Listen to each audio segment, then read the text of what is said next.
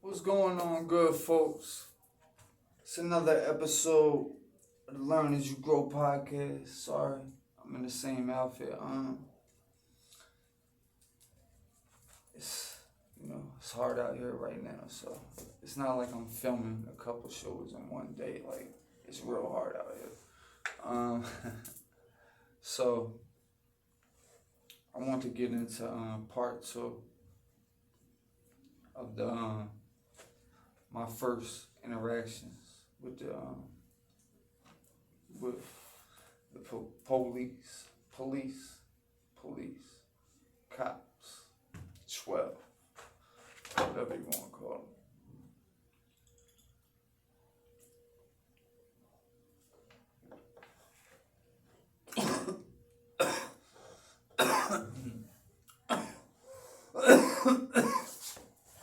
Shout out to Red Bull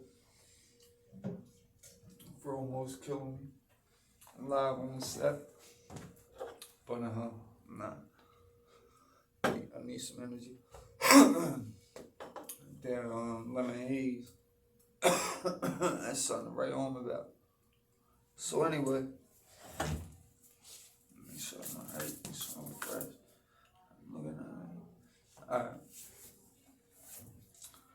What's going on, man? You know who it is. It's your boy M-i-Corleone. It's the Learn As You Grow podcast. Episode. It's the second season. I know that. Shout out to Spotify. Putting us on the video platform. Shout out to Anchor. Shout out to YouTube. Shout out to everywhere we upload the audio to. Shout out to SoundCloud, definitely. Shout out to Repost by SoundCloud. The distribution over there is wonderful. Nothing but praises for them over there. And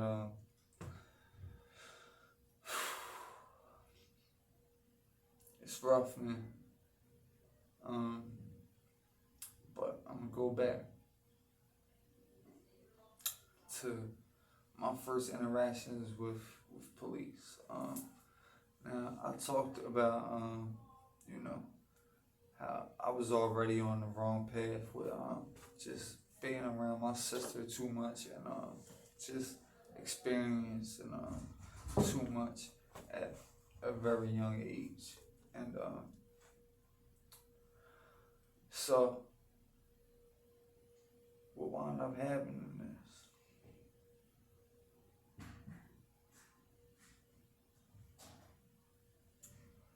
I turned into everything that I didn't want to. I didn't even know that I didn't want to be. I just was kind of like following, just trying to like get myself, established, find a foundation. But like when hip hop came into my life, it was something different. It was something very different. It wasn't. These are the young boys, so I get told them. It wasn't like anything else. I remember being in the house, and I remember when Eazy-E and Dr. Dre were going at it, and on the box, non-stop, it'd be probably like 3 times they would play the Dre Day, and then probably like 1 time they would play Real Motherfucking G's and Eazy-E's diss song, and that's how you could tell the powers of record labels at that time and what they had, because if you look at the machine that Dre and Death Row had behind them, the Interscope machine, Jimmy Iovine machine, come on, man. And it was right after 92, deep cover. 1 7 on an undercover car. That's when they said that they had that meeting. You know, I don't know if it's true. Leave it. Post in the comments if you think it's true. I'll just explain a little bit about the meeting that was said to have happened around 90, 89, 91, somewhere around there. The record industry execs. Basically, one of them came up with a plan, and the plan was like, yo, do you see what we're doing with this music? We're making Americans act like British people.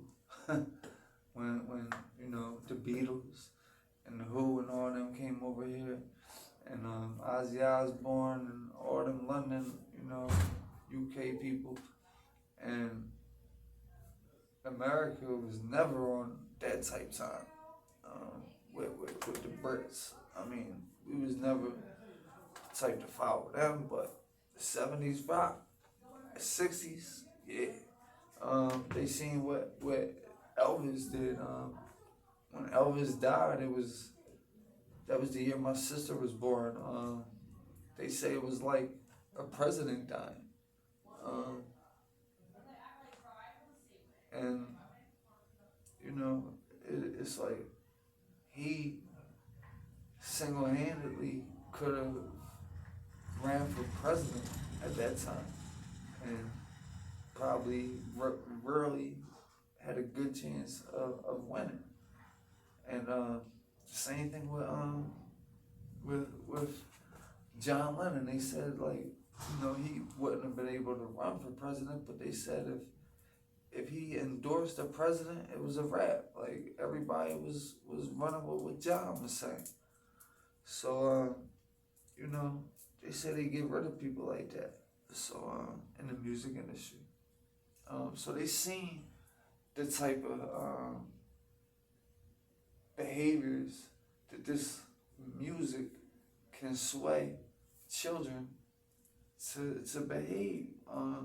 Because when you soak up all your music, think about the music that you like the best out of your life. If you're around 30, somewhere around that age, think about what music you love the most.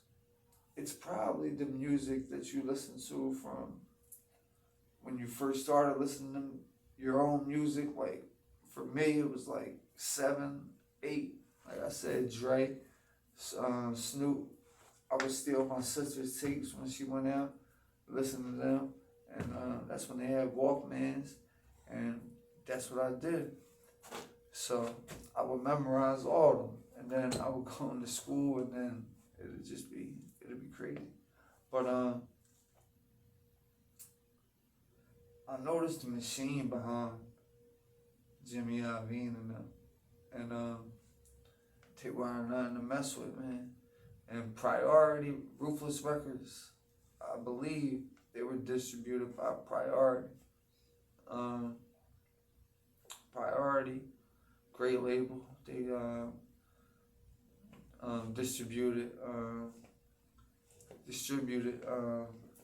all No Limit albums. Who else? A lot of people was with Priority. Too many to even name. But I believe Reasonable Doubt came out. Yeah, Reasonable Doubt came out on Priority, Jay-Z's first album. Yeah. So, but they didn't have the bread that the Jimmy Iovine camp had. You know, they were still dealing with bread from NWA, and now that Cube left and everybody left, it was just easy.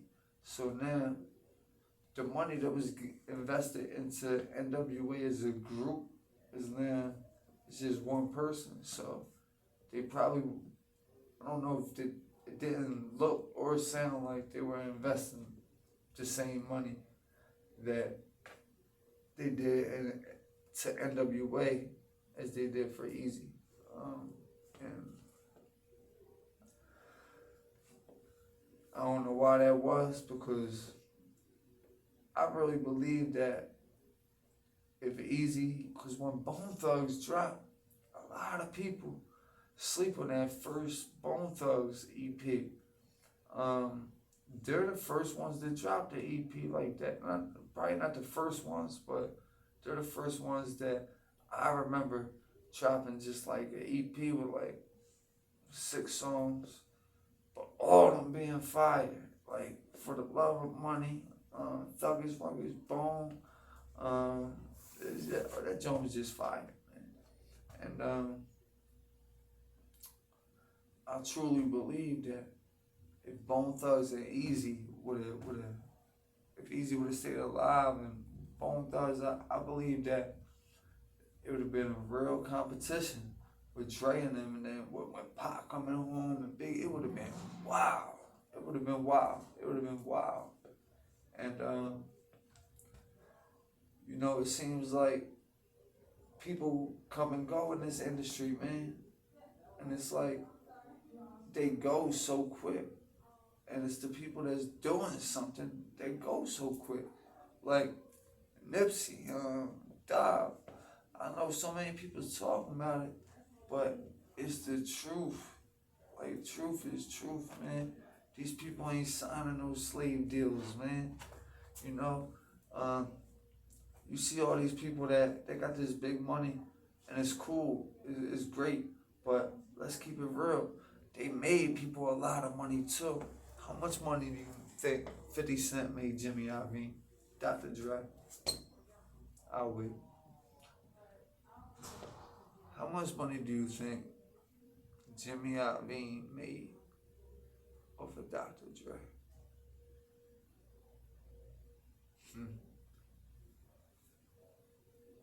Crazy, right? Beats by Dre. They weren't beats by Jimmy Iovine. Wasn't nobody buying no Jimmy Iovine headphones. Dre always had somebody backing him, making a lot of money off him. Puffy, Arista, they were his parent company, making a lot of money off him. He was making money.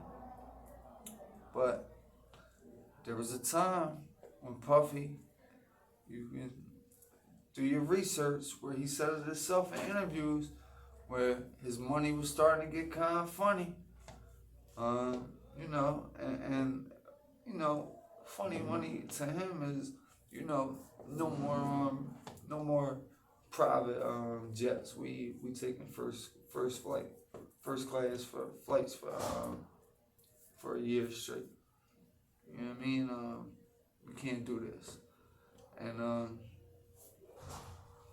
it was one of the interviews, he explained it real good, but you can go and do your Googles and check that out.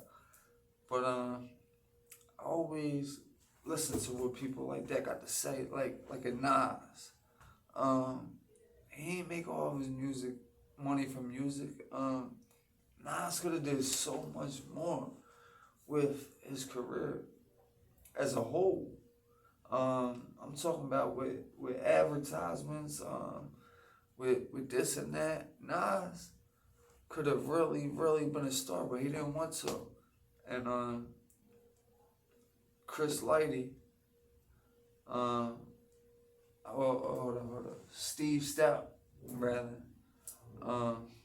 always said, like, yo, what is wrong with you now? Like, why don't you want to do this? And he would just be chilling, man. He would just be on his fallback, and then he got into the tech world, which I happen to be in, and I just got into in 2020, and hey, man, it's a good space to be in, man, because, you know, when you're making money and you're just doing what you love to do, like, there's nothing better than that. When I'm sitting there making beats in the daytime and I see my stocks are up and I'm making money, it's nothing better than that. And then I know when I release the beat, I'm gonna get some leases on it, and then I'm gonna make some more money. There's nothing better than that, man. Nothing better than doing what you love as a job. So, hip hop is like, oh, man, I don't even know how to explain it. It's like I want to get into the business, but I see what's going on. So, like, shoot, my knee is a little bit messed up. I got rheumatoid arthritis, and every now and then I got strength.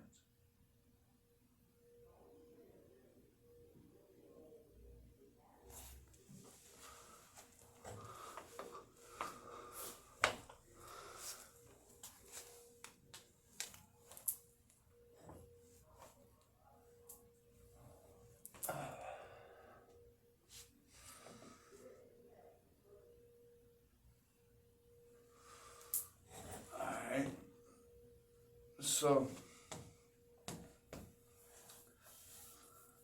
back to where I was at, man.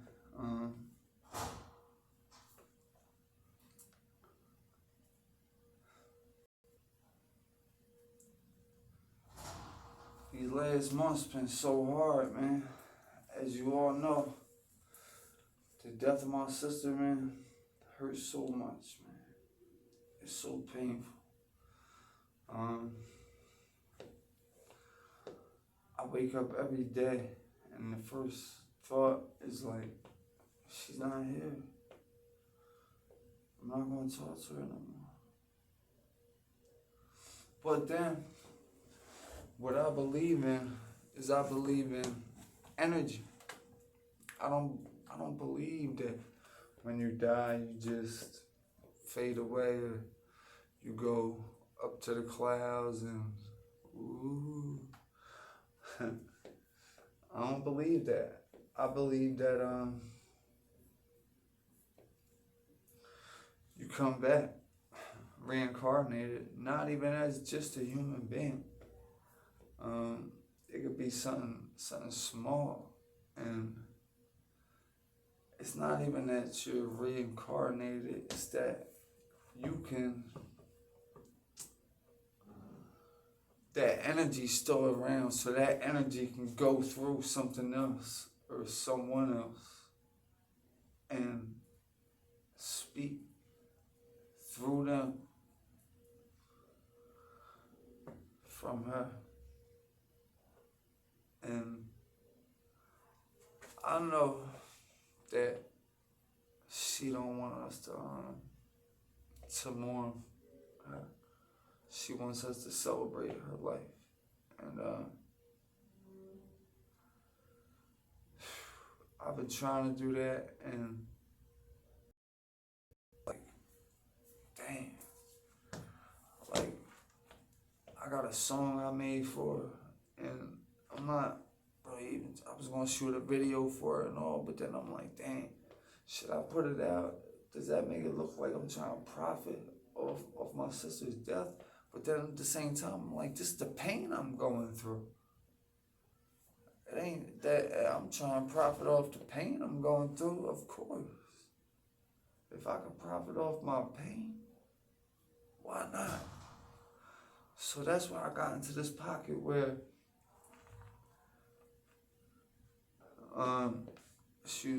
people said that if you're over 30 and you're still rapping, and you didn't make it yet, you might as well just give it up. And then I look at Benny the Butcher, 36, 37.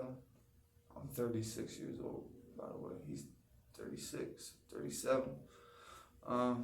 He just signed to be the new face of Def Jam Records. Yeah, Uncle Snoop just signed to be the face of Def Jam Records. dude from Buffalo, 36-year-old rapper from Buffalo. Come on, man. If that can happen, and he don't rap like none of these other dudes. He raps like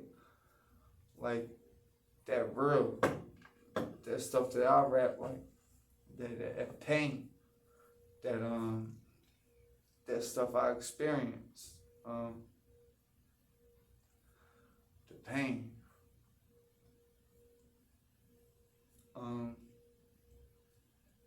and we're all taught to not even talk about what we're going through or how we're feeling inside. Oh man, that shit ain't about nothing, man. It's always a front. And you gotta stay high or drunk to even keep that front going. You know, still to this day, it's been months later, three months later, and people still come up to me and, yo, your sister, I understand. You care, you're being nice, all that. I understand all that. I really do.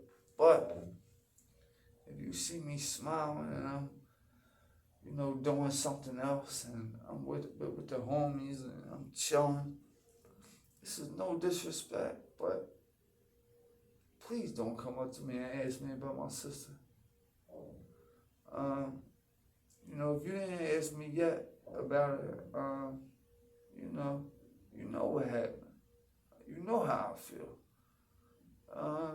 Like, what's understood ain't gotta be said sometimes. And, you know,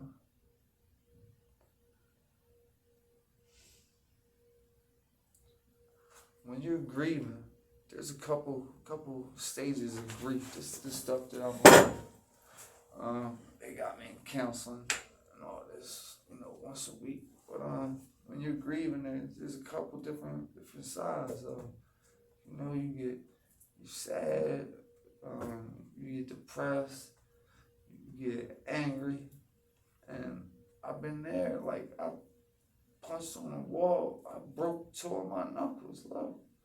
Never even went to the hospital for him. This is broke. Like, I just put a popsicle stick underneath and wrapped it. That's all the hospital was gonna do. These are broke too. But anyway, yeah, man, I was so mad, I just started punching on brick walls, man. When I found out my sister died, my sister, not my sister. Nah, not my sister. It can't be my sister. You talking about something? They talking about somebody else, man. They not talking about my sister. No, they not talking about my sister. I want to play something for you guys, man. If you would allow me to.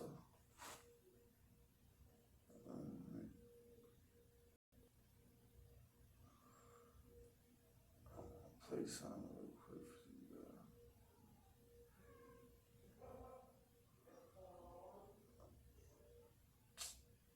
Shout out to my man Dexter.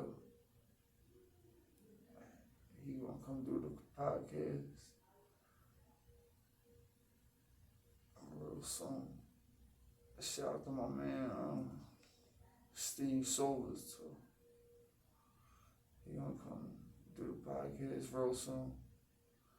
He is the engineer for Mobb Deep. Was the engineer for Mobb Deep. I'm gonna look for the freestyle I did. And my sister recorded.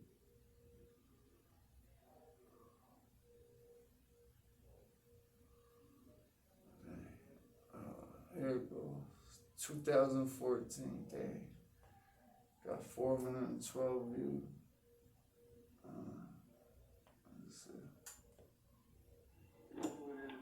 M-i-Corleone, Mr. Let's Ride, Young Blue Eyes and all that. A lot of dudes talking like this. Look, I kept the streets waiting, I told them be patient. That new shit that I'm making ain't nothing less than greatness. These rap dudes was hating, but all them dudes faking. And they drag me like Gimmicks, about to tell them we're taking. Like the Richter scale, switch the L, now I'm about to fake them. And this is just shit on repeat. Heat like LeBron, now I'm coming for this three-peat. Coming like skeet, I'm going nuts in this bitch. Got him shook, pocketbook, I'm clutching this bitch. No USSR, I ain't rushing for shit. Bust the clip, bust your shit, you ain't fucking with this. And your thirsty ass bitch can't fuck with my chick. This shit's too easy. Can't leave rap alone again. Cases, I caught them. Wars, I fought them. Haters wanna see my downfall like autumn. My team riding like a car fool. Your track sound awful. It's all cool. I'm sticking on my bars like a bar stool. Making power music, I can show you how to do it. Shitting on the game like a motherfucking bowel movement. And on this note, I'm out. Ain't nobody fucking with me. I'm the coldest out. And on this note, I'm out. Ain't nobody fucking with me. I'm the coldest out. That's like M-i-Corleone, Mr. Let's Ride. See the real figure back then, so what's that? How long ago was that? And you see the real figure. Yeah. They wasn't on it like that. I'm gonna give that one more run, man, for my sis, man. She was like, yo, please do a freestyle for my channel. I said, I got you. M-i-Corleone. Give you the set. Alright. We were both in the crib. Mom's crib. And it was nice out, you know. Whatever. So I had some gas. This was 2014, and I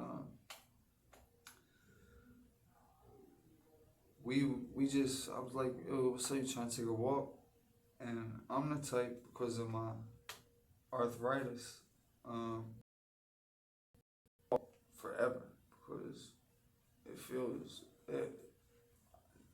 I don't feel pain when I'm walking. I feel pain when I'm sitting still for too long.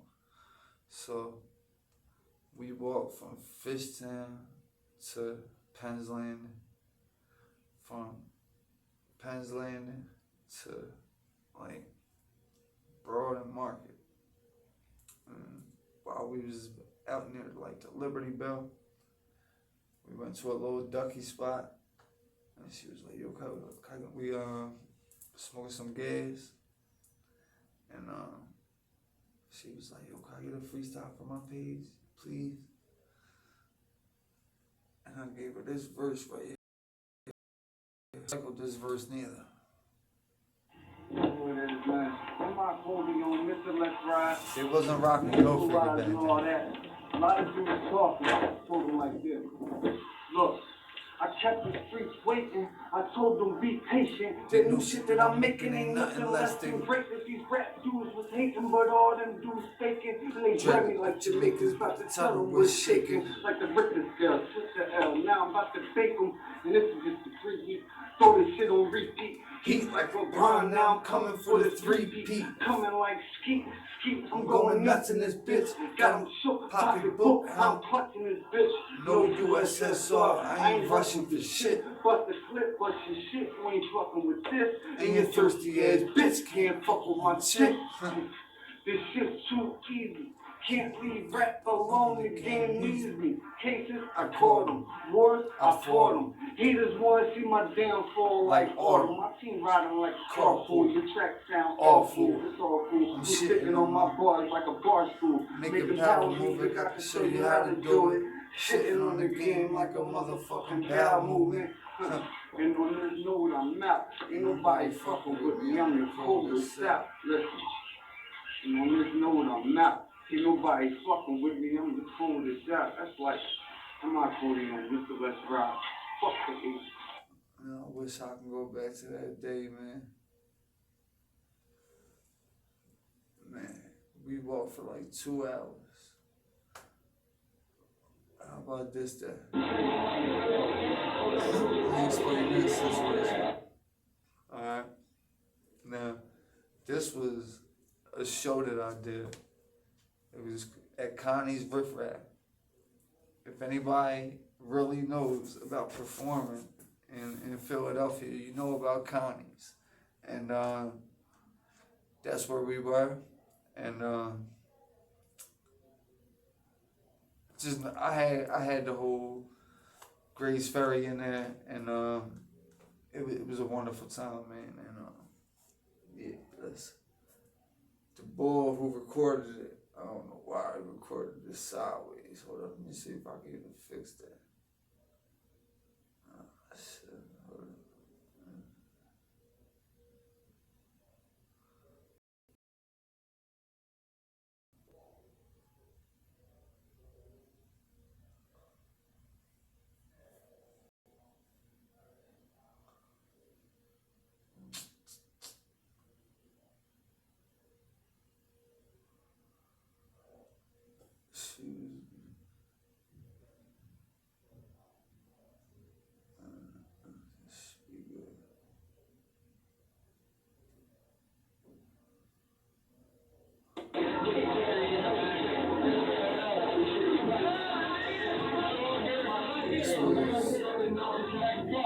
I had just did the freestyle, the house party freestyle. This was 2011. Dang. December 7th. Dang. I got court December 9th this year.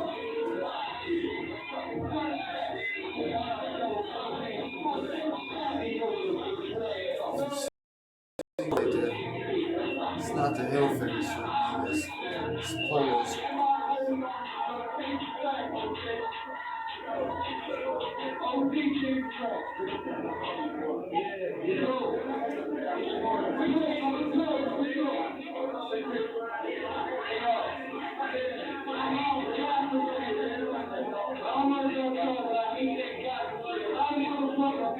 A lot of motherfuckers gossiping. But I'ma kill this. I got my own, I got a big into, I can get my own bricks. And that ain't no lie or exaggeration. I stay away from cats that's hating. They mad I'm making that fucking chinchilla. I've been iller than chain smokers. The game's over. Spitting fire like a flamethrower. They gon' say I bit off over, but this shit ain't over. I'm a motherfucking soldier. They stay straight like a cobra. This my song called Gossip. Killed it, dude. I'm like LeBron in my prime. I get better in time. For that cheddar I grind. This shit don't stop. Shout out to Matthew Heller for